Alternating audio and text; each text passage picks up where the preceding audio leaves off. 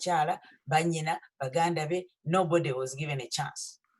Oh my God.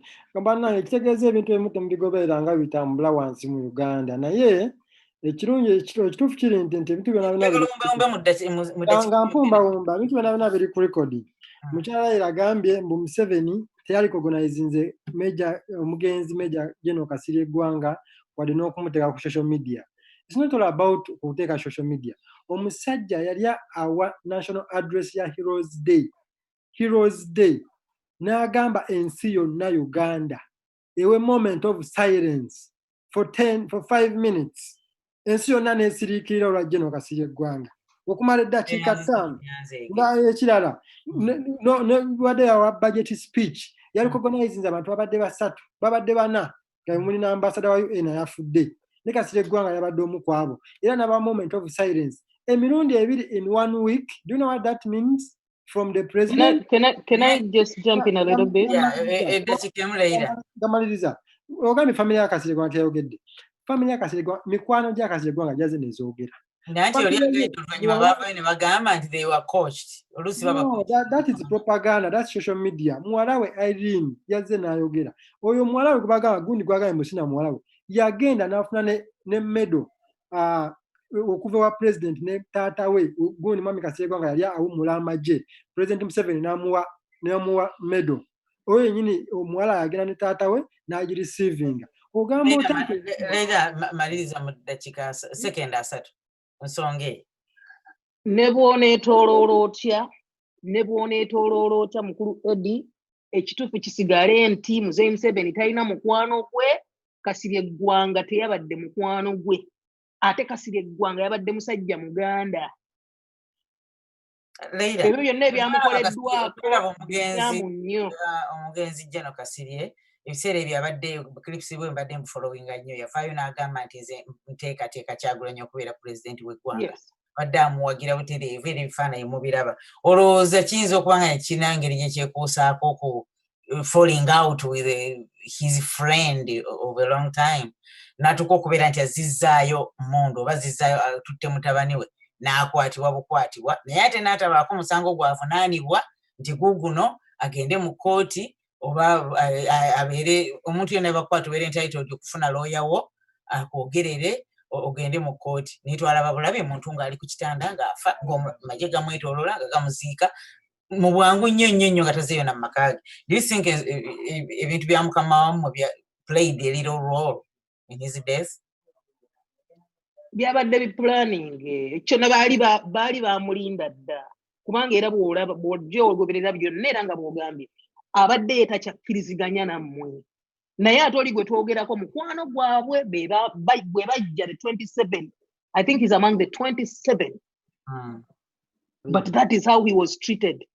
Nebo nabawedde wanti. Wamwogera ku Twitter. Kale ensonga kati giveeko kitalo nnyo kitalo ddala eggwanga lya kitalo nnyo twafiiriddwa nnyo.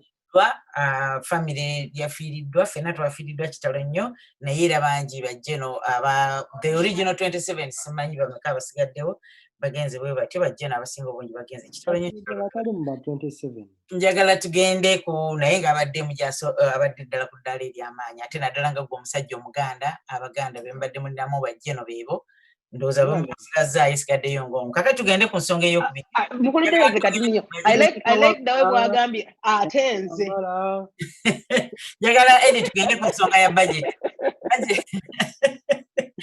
Eddie njagala tugende ku nsonga ya budget omukulu Matia Kasaija Minister of Finance gy'oli abalamu yavuddeyo n'alangirira national budget 2020-21 ndowooza ye last of their ekisanja kyabwe kino yegundi esembyeyo nga Uganda na budget eri trillions 45.5 trillion naye nga twakamala okuyisa zi supplementary billions and billions naki ekintu kino. Do you think Uganda is sinking deeper into debt oba ddala gwokulaba ku nfuna ya Uganda esente zino ezirina okusobola okulwaninga its own budget obeera tugenda kwewola kuba tulabye zonna ezirwanyisiza okuva ku nzige ku COVID Uganda ebadde yeewola nakati tugenda kwewola trillion zino okusobola okutambuza eggwanga. Is there a way Uganda can pay this debt? Well, thank you very much. Ogama Matia Kasaji has in our budget address. That is constitutional. By all means, I know Kujanawa budget national address by before end of June, before end of this month. Kiri muteka era abutachikola abadde amenya omusango gwa Nnaggommola kubanga Uganda ng'eggwanga lirina constitution yako eritambulira naye problem gye tukola nti at times we don't pay attention to details. Manyi bagamba the devil lies in details. You know, budget teyakedde ku makya. Reading a budget is not an event nti tukeera kwezi ku makya olinaasoma budget. Budget reading is a process. Etandika way back, actually 6 months back. Because budget etandika mu December, early December. That's when these permanent secretaries, the chief accounting officers, bakola kibayita wishful list says mu December. That is then nezigenda mu parliament nefuna kibayita framework, budget framework paper.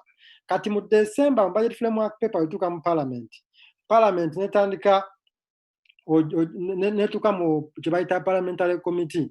Kati around January, February, mu abantu ba bulijjo ba mukyala Dorothy, ba Dani bano, ba mukyala Leila, nemugenda mu February, nemugenda mu budgetary committee nemwayo ebirowoozo byammwe. Nemugamba ffe mweno budget twagala kino. Ffe mweno budget ya guno omwaka ogujja twagala kino. That is the period between January and February, which abamu bagenda, civil society organization zigenda, ebitongole ebyenjawulo bigenda, n'abantu kinoomu abali interested bagenda.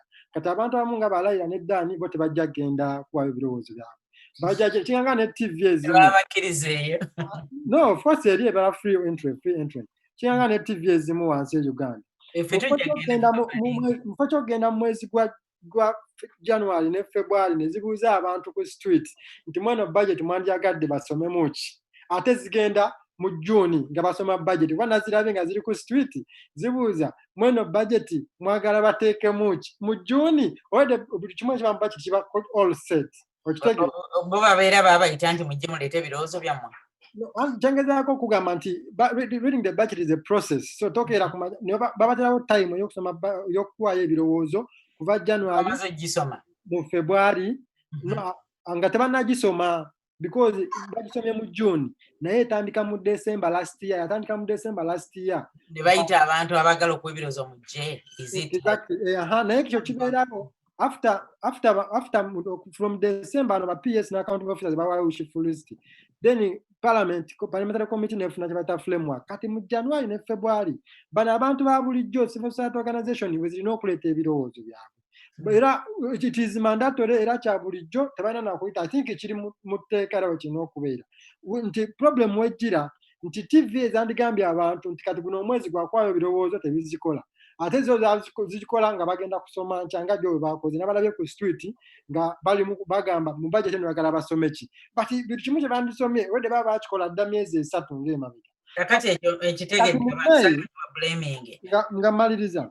No, nga sina okay nga nkyagerako n'ensonga. Okay. By May, end of May, parliament erina okuba ng'eyisizza kye bayita budget eyo ng'eri approved by parliament. Era budget webanga teri approved by parliament. Matia Kasaija talina kyayinza kusoma kintu kyonna. Talina kyayinza gisoma. So kyemate ngezaako gamba nti reading the budget is a process. Kyova olaba kati gwe kyombuuziza nti do you think Uganda is thinking in debts? Ekintu kya byonna nti eno budget ebeerawo but it is subjected to revision. We can review. Era kyova olaba nti ate si yegusoose because nzijjukira was it 96 we try to olutalo engulu. President ayita cabinet yonna ne bagamba we're gonna slash all the line ministries, agencies and authorities their budget by 40%. Ne bazisalako era sene ne baziteeka mu lutalo. But if you are so keen, uba wawide president okwogera kwa president y'eggwanga yagambye nti ministry ya finance bagenda kuddeyo revising a budget so that emittinga current situation ya COVID. Era ne Matia Kasaija we bajja ne bajja ku mpewo ne babulira abantu ate ne baddeyo ne revising ne baddewo n'ebirala ne baddayo. Who is planning for this? Ekyo kiri mu constitution. Kiri mu constitution. Kyova olaba nti osobola okuddayo revising a budget ne getting a law oba n'ogirivisinga n'ogirivisinga n'okola kye bayita supplementary. Naye kye mbalengezaako okunyonyola nti Uganda tesikinga into debts kubanga nga Uganda ssente zirina okusolooza guno omwaka ziri 22 trillion. Gye kyogamba nti okusasula debt bateeka over 9 trillion ezigenda okusasula amabanja, which is era ne mu budget mweziri. Kati just imagine gobanga obadde ogamba tugenda kuyongera kwewola.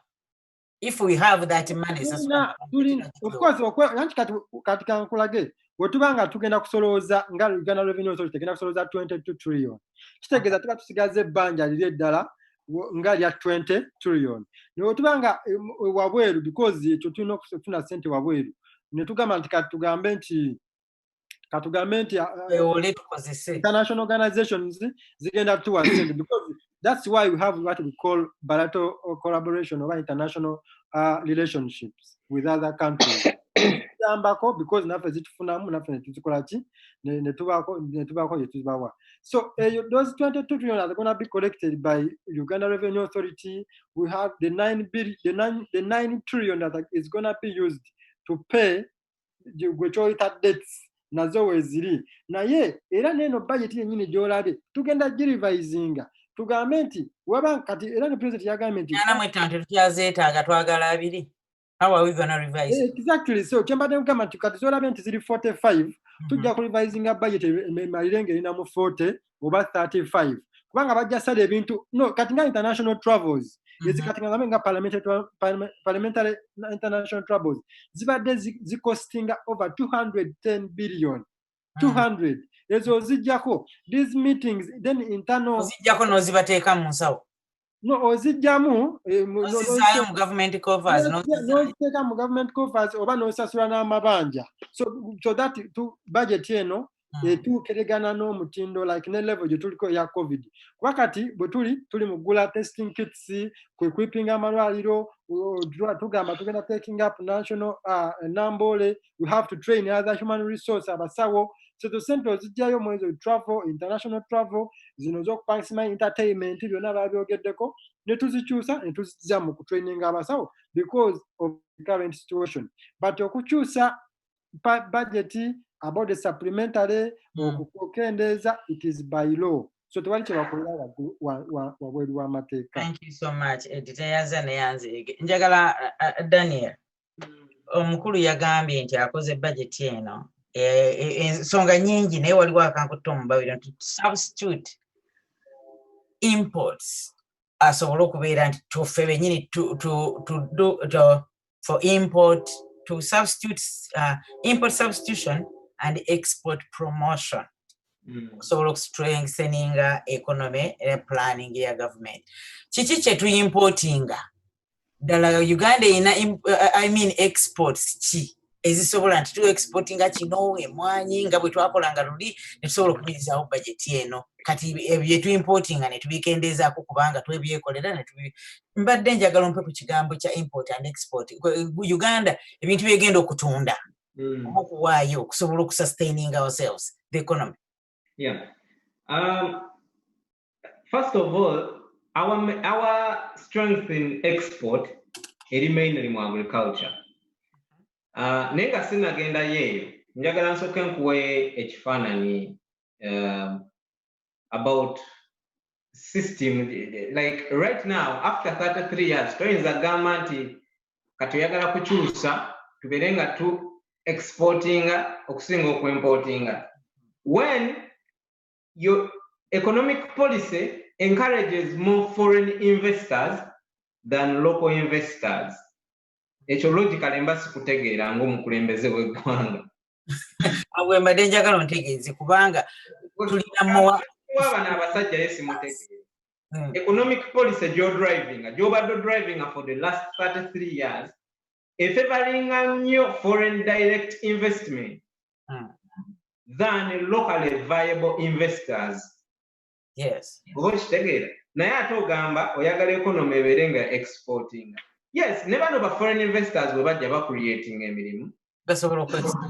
Basobola okuleeta industries because export power eva mu industrialization. Naye asobola okukeera enkya ngalaba Uganda political atmosphere temufavoring n'atambula n'agenda ewala. Naye bw'abanga Munnayuganda yakoze factory eba egenda kubeerawo eba egenda kutekinga roots mu region. Kubanga yawaka yennyinimu ya Uganda. Tubeere nga tu-exporting in the region. Weba building a locally viable economy. Naye bino bye tulimu ebya foreign direct investment ebya America bali mu kutubba bubbi naye olw'okuba Museveni yagala bamuyambe mu bya kanzire ku kiri ky'ogambye amaanyi ga Uganda agasinga mu export gali mu agriculture. Kati njagala nkuwe how budget we bagyallocate nze kanonde kale defense sector. Agriculture bagiwadde 950 billion shillings. Our powerhouse etuwa amaanyi okubeera nga tusobola oku-exporting in the region ne wabweru wa region. Naye bagikatinze kuba last budget bagiwa 103 billion shillings kati ne basalako ne bagiwa 905 billion shillings. Naye defense ne bagiwa 3.6 trillion. Tetulina lutalo nga Uganda bwe tulwana. Tetulina threat yonna nti oba waliwo security threat nti waliwo oba rebel group mu ggwanga oba waliwo abagenda otulumba. Naye njagala okole comparison nti economic powerhouse gye tulina mu ggwanga ogiwadde obusente butono wabula n'owa security etalina value addition yes okukuuma Bannayuganda okubeera safe kirungi naye we are not at war naye tetulina lutalo ate tetulina projected threat eri awo sirabangako intelligence community mu Uganda ng'evuddeyo n'egamba nti oba tulina threat y'aba rebels bagenda vaano ne wali oba anything of that sort. Wabula security system ya Uganda yo eriwo okusustaininga political power. Naye ate gye tukutte ne tuwa ssente empitirivu kuba yo naye bagikatinze kuba last time yali mu 3.6 trillion leero bagiwadde 2.9 trillion. Naye bw'okompayalinga ssente okufuna supplementary budget ng'ovudde ne ku zino 2.9 trillion waliyo budget ya defense etali disclosed. Eyo naye eri awo tetumanyi ssente mmeka ezigendayo then ogatteko na zino. Nino okwata agriculture gw'ayagala okuzimba economy exporting n'ogiwa 950 billion. Ensonga minister gye yawadde nti tetukyalina foreign support mu agricultural sector yakendedde. Ne kati gwe neebuuliza bw'oba ozimba sectors zino do you have to depend on foreign support or you have to build capacity locally gwe n'obeera ng'abantu basobola okuinvestinga mu bintu bino. So logic ali mu budget eno sinnamutegeera bulungi. Ne bw'olaba sectors endala nga education zonna baaziwadde ssente ziri awo tezitegeere. And these are the sectors zoyinza okugamba nti oba oyagala okuimprovinga export weetaaga value addition. Tojja kukola value addition nga tolina human resource, tolina human capital, tolina abantu basobola kukola bintu ebyo. So nze kyendaba nti gavumenti erowooleza in a moment, balowooza mu kiriwo kati, tebalowooza ku future. Balina plans nnyinza ziyita wishful thinking, bo balowooza osobola okuincreasinga export n'okendeza import magically. Naye bino ebintu bibeera built step by step. You build human capital through education. You build capacity through allocating resources to sectors zolabe zisobola okuimproving economy nga agriculture. Nze mbeera mbagamba wano Uganda y'ensi gy'okera n'okanyuga ali ensigo y'akasooli n'okomawo wiiki nga 3 n'onooga omusooli. Kati lwaki tetufundinga sector eyo ne tubeera nga tutekinga over food security system mu region? Kuba kati tunuulira ensi ezitwetoolodde Congo, Kenya, Tanzania, South Sudan, akatale kali awo kali ready. Yes. Neffe tuli wano abalina capacity twebase tuli mu kuteeka ssente mu security tetulina na lutalo lwe tulwana tetulina threat yonna eri awo nti Uganda bagenda girumba so byebyo byange. Thank you so much. Twenza tweyanze gamula bya for AITV simu yaffe eyitawo ku screen yo nawe oyinza okuba essimu n'obeera nga otwegattako mu mboozi tukubaganya ebirowoozo ku budget eno eyasomeddwa eya 2020-2021 ddala is it viable ddala egasa Uganda era Uganda ebbanja lyerina ebudget eno ddala eri favoring etira tugenda disasula ojja kuddamu kansooke okufuna Leila budget eno bagambye egenderera nnyo to build a strong and durable economy. Ekyo kyonna tubadde tukiwulidde emyaka gyonna buli okuviira ddala myaka 10 yonna nga tugenda ku buildinga a strong economy naye tugenze tulaba ti economy ya Uganda eyongera kusensebuka buli lunaku nti olwaleero omuntu owa bulijjo bw'afuna omukisa n'afuna ekyenkya tamanyi oba anaafuna ekyeggulo ate bw'afuna ekyeggulo tamanyi oba olw'enkya anaalya ki tamanyi oba mwana anaasoma atya naye nga tuzze tulaba nti olunaku bongera okubuilding a strong economy egikola otya nga abantu bannansi tobeekwepinze na mirimu gisobola kutambuza bulamu bwabwe bwa bulijjo bakuwa omusolo budget eno ddala bagambye bagenda kendeeza ku mugotteko kati ekibuga kyonna abantu bakole ki babe nga bakifuluma kati abantu bwe baba nga bali economically incapacitated tebakyasobola kukola banaaba batya omusolo okusobola okusustaininga budget eno. Leila njagala mpulire ku kirowoozo kyo. Neyanziza mukulu Dorothy neyanziza mwena mwebale muteesezza bulungi naye mukulu Eddie nze ndirecting ebyange okusinga eriggwe kuba mbanga ayogera ne gavumenti yaffe eriko erwanyisa ife ate abaagala okujja.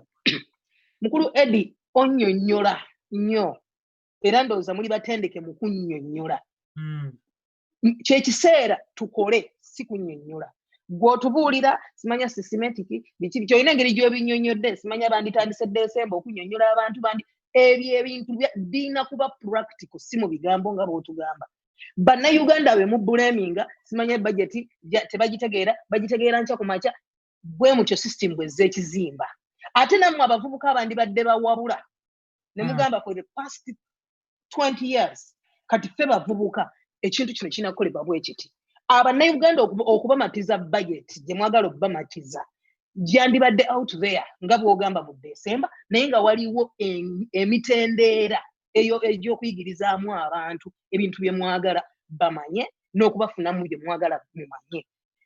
Uganda ku budget gy'oyogerako mbu walabye ejjo bateekako TV temutuwadde breathing space okuva December bw'otandika okubala paka we tuli kati buli lunaku tuba ne shoko mu Uganda buli lunaku leero ne bagamba December bakubye ekirumira amasasi ate jjo bawambye Kawesi Kaihura ate kitatta for every single day temutuwa breathing space kati oyagala otugambe ebintu byolina okugamba bakamaabo bye wandibagambye mu December last year bye mwandibadde muteereza ssaawa ne mugamba December last year bannange tugenda kusetinga budget naye abantu tebategeera budget kyeki budget tugenda kitegeeza ki educate Ugandans but it's very late to educate Ugandans who are poor.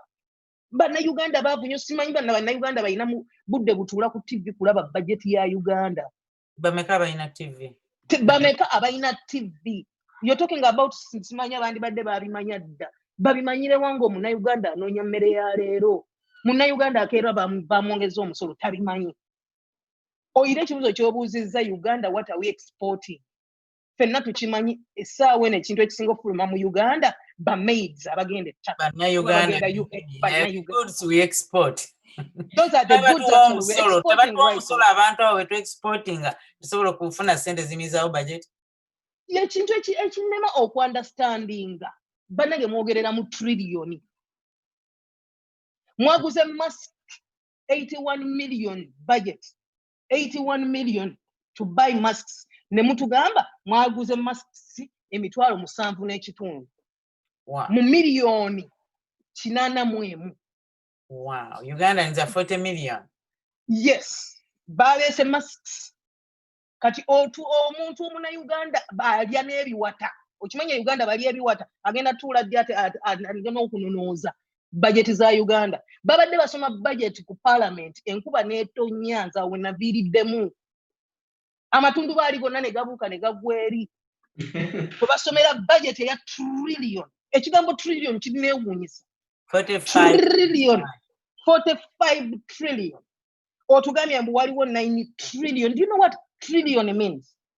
Bana nga tubijja mu mitwe nakugamba njagala obeeraawo olowoozemu ng'olina akawumbi kasobola kukola ki mwe muyina trillion mwava mu kawumbi oba kati next year mugenda bakuwa kati simanyi waliwo essente singa ku trillion mwatandika na miliyoni ne mudda mu biliyoni kati muli mu trillion simanyi waliwo ekisuka ku trillion mugenda otandika okuba nga mwogereramu Bannayuganda mutandika obbawo ekitiibwa kubanga be basasula emisolo era ffe abagenda osasula emisolo gino essente zino ze mugenda okwewola ffe abagenda ozisasula 44 trillion senga ne badde bagenda kuwaako trillion wandibadde owolereza 44 trillion zigenda kubula tetugenda zirabako bize bibeerawo zigenda kubula Bannayuganda basigaze enguudo zaabwe nga be baziina babasindise paka mu byalo kati ne paaka tekyali taxi zitwala abantu mu byalo basula mu paaka babasindise ku kisenge bagende mu byalo batandise kubba balya biwata Bannayuganda bemwagala atokkamulamu bemukamulamu n'olaba omuntu mbu yafumbye ebiwata n'abiteekako omunnyo n'agabira abaana e Uganda eyo gye mwogerera mu trillion. Tuule ndabe omusajja nga yogera ekigambo trillion ku TV trillion mwewoze 40 trillions ziri luddawa ziragawa tube bantu bakulu ziragawa zikola ki zikoze ki ebbanga lyonna zitemuzeewoledde zikoze ki mukutte sente muzisadde mu magye gakoze ki okuleka okutulugunya Bannayuganda ku nguudo ezo n'osanga basindika emmotoka ya poliisi ekwami naye nga ku nguudo okwo kwe ziyita and they are funded with trillions. Trillions. Shame upon you again. Eddie International, thank you so much, Leila.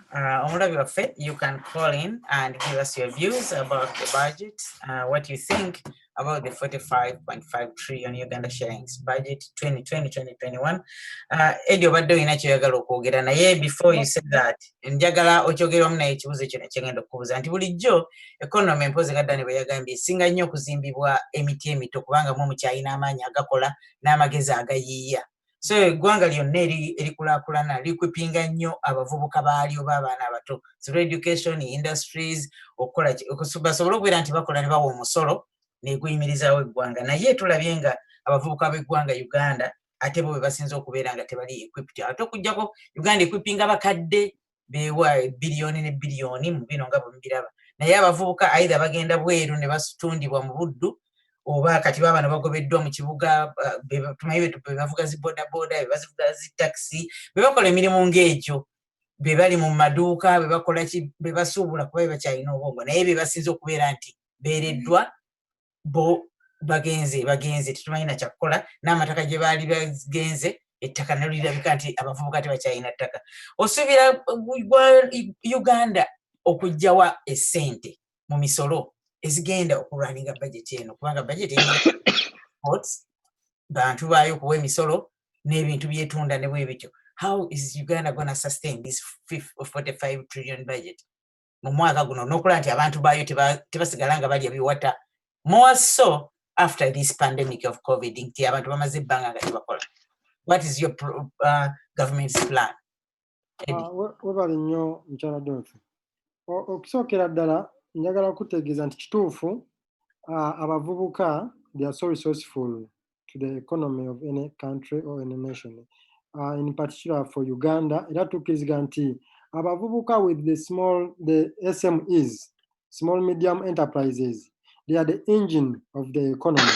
That's why nti budget eno yabadde eyitibwa ebwabadde bayisa budget eno bataddemu the 115 billion to the Uganda Development Corporation, that is the UCD, UDC, Uganda Development Corporation. Tibana abavubuka abalina corporations zaabwe nga bandyagadde okufuna ssente nga abavubuka bwe bamenyayo abali eggulu omu bishop bagezaako kuba okukwataganya balimeka omwogo okubanga twakizudde nti abantu bakola sanitizer zetaaga raw materials ezo starch ovaamu kola sanitizer so bataddewo ssente ezo bazibawe bakole banakola bwe batyo ojja basoloozaako omusolo jjukira gavumenti efuna emisolo okumpi emirundi 3 efuna ku bantu abakola mu factory ezo tebayita pay as you earn nefuna ku 18% VAT ku bantu beeguza ebintu then nesente zesoloozanga mu factory then gavumenti yemu era abavubuka yabateerawo ensawo naga nti because tugamba nti bano abavubuka yebaddukanya economy the SMEs ne bateerawo ssente zeyateeka mu circles over 50 billion nti bano bankola mu butale abaddukanya economy eya direct dibayita daily economy njagadde okugamba nti ekintu ekyo kibesinge to the fact nti abantu bonna bagobeddwa mu butale tebadde tebakola because of the pandemic naye nga bali ku loan. How is the government gonna get that money back? Exactly. Naye tetwagala tugambe nti abantu bonna bagobeddwa mu butale. Abantu abayimirizibwa okukola mu butale be baali abatunda engoye ne bagamba tuleke ab'emmere batunde bakole ki bakole but we are cognizant nti bano bonna abagobebwa engoye abaali batunda engoye ne bagobebwa mu butale balina okudda because the economy has to open but when they come back tebalina capital naye jjukira abantu bano era babadde bakola emirimu gyabwe nga bafuna obusente naye badde tebagenda mu banka mu commercial banks kwewola balina busaako bwabwe eyo gye bakowera mu wino yagitaddewo okuddamu okukusaba ze ziri 50 billion zenkugambye ze bataddewo eza microfinance center okuteeka mu circles ezo baddeyo bakole kubanga bamanyi nti bano because buli woogula n'otunda economy eba ekola ki eba etambula era bye bavubuka be bamu president yalaba nti mulimu abatasobola kubeera mu circles naye nga basobola okwegattira mu kyebayita occupational association oba professional association nti ffe tuli batunzi b'abayalyani tuli 5 oba 6 twagala ssente zaffe ze ziri ssente zeyateekawo the 300 billion nti bano baddaani bo bakola ngatto beegasse basatu asuubire nti abavunaanyizibwa okutambuza ssente ezo zituuka ku bavubuka kuba tulabye ebiseera bingi nga babateeka mu kamera ne bagamba babawadde gundi oyo naye ne bamala eya leeta nga bagamba ssente zaffe ze baatuwa tetwaziramu. Yeah, but I think that is for another day. And you know, tosobola kugitamininga something. That's for another day. Nkuwako heads up. Yeah, I am following ebintu ebyo. Bwe mwagala okutereeza budget ya mwina okufollow. Naye buvunaanyizibwa bwa government kuteekawo policies na programs z'abantu bonna okusobola okusitula economy. Kati kino kyogamba abantu obutatwala ssente. Of course nze simanyi leira mulabidde wano. Naye nja mwesiga mugambe genda okwata abavubuka abo abali mu art tubawadde aba million 10 mukola. But I don't know what Leila is going to do with the man and other youth. So kati the responsibility ya government kulaba nti ssente zituuka ku bantu abo era kikola bwe gikola. Naye kyekyo kibagambye nti some people are corrupt. Ne they will clear the crowds in corruption. Era batandikira yagamba yatandikira mu URA na clearing crowds. I think even ajagenda wansi na clearing crowds ezo. So nga tusuubira nti economy ejja kuddamu ezukuke abaana banga zino ssente zituuse ku muntu omutuufu era owa wansi. Mwami Dani yagambye nti agriculture bagiwadde ssente ntono nnyo. I want to give you some information. Nti ndagala tukkirize tuganye ssente ze bawadde omwaka guno mu agriculture. Sibe bagyongere. That was not the last year's budget for agriculture. It was increased by 15% in this year's budget. Then wetubanga tu supporting agriculture tetutunulira nti agriculture nga sector yokanga ministry baziwadde ssente bweziti ssente zebateeka mu nguudo bwe bakola oluguudo infrastructure erina okubeera ne budget eyaayo. Yeah, and that's why they give it the budget. But when they put money in the works ministry, bakola enguudo ezo bano abantu kakati kandeeteko tunjagala tuve ku nsonga eyo. Mpaye 1 minute mbadde nkugamba tubakola enguudo ezo ministry ya works nekola enguudo ezo bano abantu era bayisaako ebirime kati ssente ze bateeka mu local government ssente za local government zisasula bakulembeze ku government naye n'okukola enguudo zino gavumenti zetavunaanyizibwako kuba ffe gye tuva mu byalo nawe gyova gavumenti waliwo enguudo zetakola kati ziri enguudo ezisigadde local government yezikola zina enguudo nayo zipromoting agriculture. Daniel njagala tukuddani ate ku kintu kya defense asokoleke ojja kumaliriza Dani obadde eza local government zibasindika ku district ez'ebyobulimi sente ezo zisasulwa mu district agriculture office owabera district agriculture officer.